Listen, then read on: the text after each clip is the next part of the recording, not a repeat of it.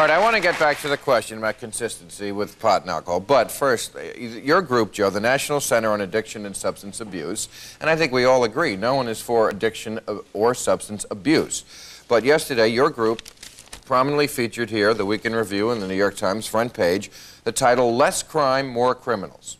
Nearly 1 of every 150 people in this country is in prison, a figure no other democracy comes close to matching. Nearly 60% of all those people are doing time for drug violations. We are making more on our citizens. That's what you want?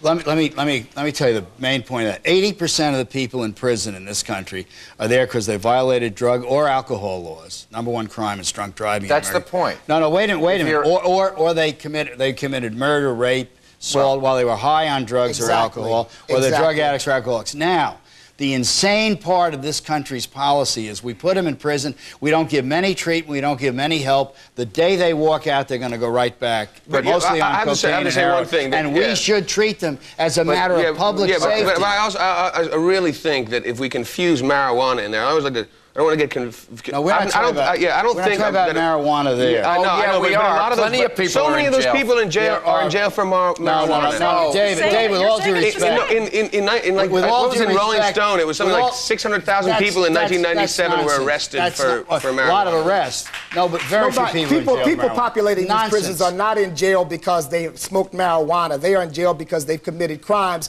and having marijuana cigarettes is not the thing. But we need to draw, can I just say this? We need to draw the line at all drugs, and that includes marijuana. And if we let that in, then we just might as well let everything. No, but I don't see the consistency there. I don't know why it has to be thrown in there, because what happened? The result is that you have young people smoke. You know, people are saying drugs are bad, and then a kid smokes pot, wakes up in the morning, and walks around and says, "Wait a second, if this isn't bad, then maybe coke isn't bad, maybe heroin isn't bad, maybe LSD." You begin to lie to them, which is what you're doing, lying to them.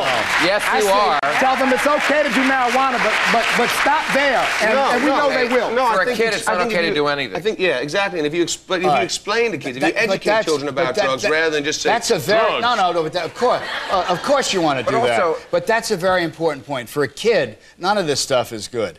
Pot savages short-term memory. Right. It affects their ability to concentrate. For an adult, it's screws not them good. up in school. It's not good for anybody. But this issue... You don't know that, Reverend. That's you, man. Stop talking about everybody else. We're not you. You think marijuana is good for people?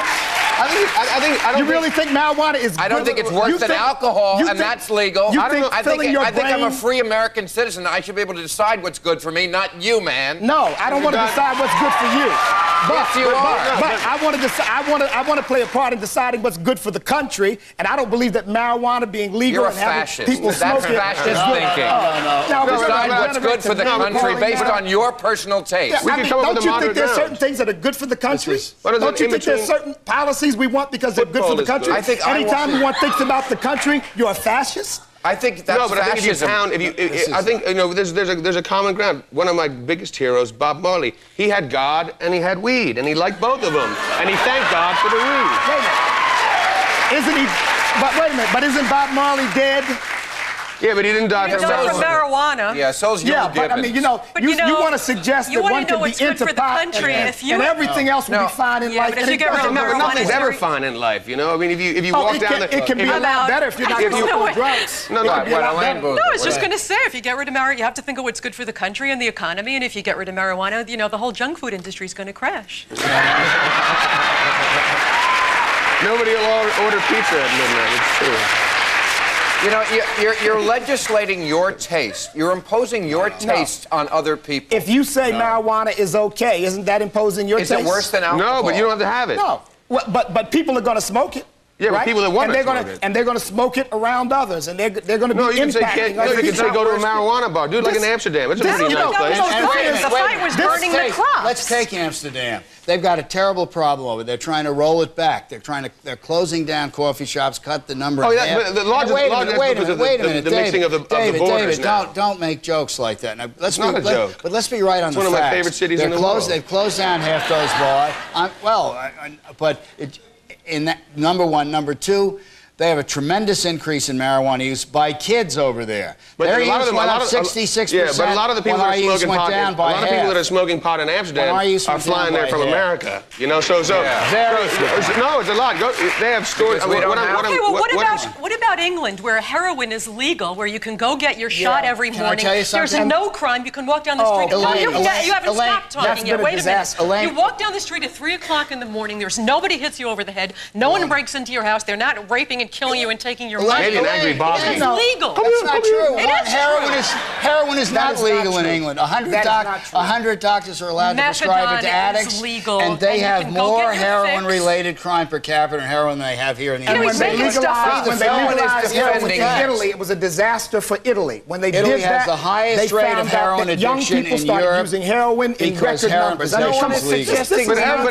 heroin is an absolutely different thing to me from marijuana. I mean, decriminalizing. We just want to draw the line at marijuana. All we're building is prisons and no treatment centers. No one can get in for treatment anywhere. The madness of cigarettes or the madness of alcohol, certainly to me, is far greater than the madness of marijuana. If you're going to draw the line, why don't you draw it before alcohol? That's more of a gateway drug than marijuana. And the only reason, as a practical matter, the line has already been drawn. Alcohol they took it away once before. Remember how good that worked? And it didn't work. Exactly. All right, we have to take a commercial. We'll be back.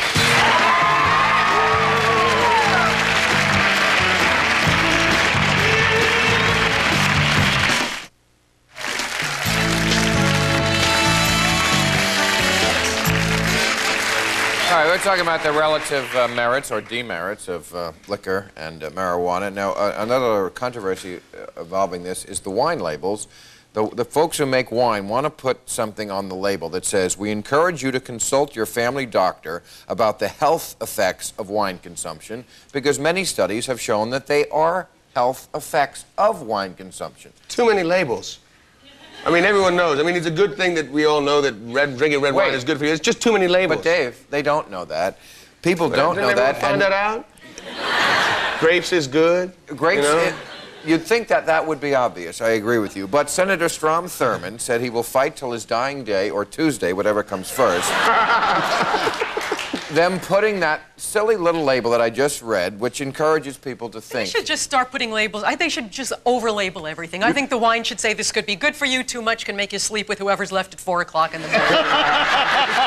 Right, wine or marijuana, exactly. That's it. I think they're going to get to Haagen-Dazs next, and then I'm going to have to get permission. You should say, Haagen-Dazs, this is good for you, too much can make you be mistaken for a Buick. That's what it should be. I don't think there ought to be anything on the label that would encourage people to drink. Although I think if you're going to put something on there that says wine may be bad for your health, then you're probably obligated. Too much of anything is bad for your health. The truth is very inconvenient for you. The reason that's going on the label.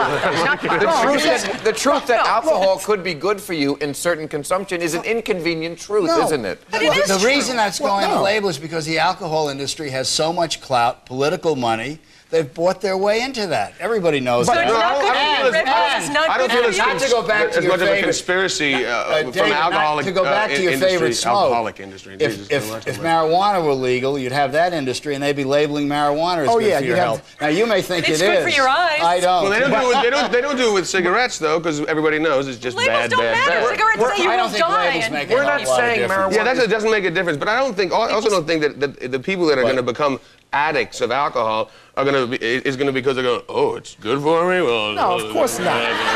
Of course not.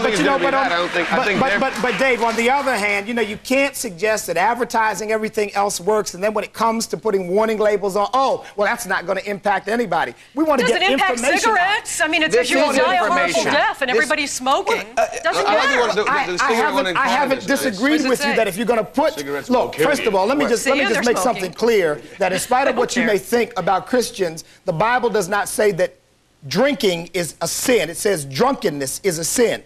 But we discourage drinking because a lot of people end up getting drunk. It's not going to replace milk. They're not going to be in the dugout at ball games, after they take an at-bat, swigging down a bottle of red wine. Well, kids There's no baseball in France.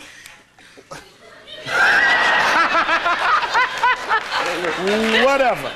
But you know, the point is, we want to be careful not to encourage people to consume more alcohol. It just says we encourage you to consult your family doctor about the health effects of wine consumption. And share a bottle of wine. I mean, on the face of it, you know, I don't see anything objectionable about that. People are putting this on their heads, and they tell you, excuse me, they tell you on television, don't use Propecia if you might have a child, if you saw a child, if you want to live past Wednesday, if your heart is beating, if you have a liver, and people are putting this on their heads. I'll get laid, I'll have a bad child. You know, they want hair. I use it myself. Quiet. We'll be right back.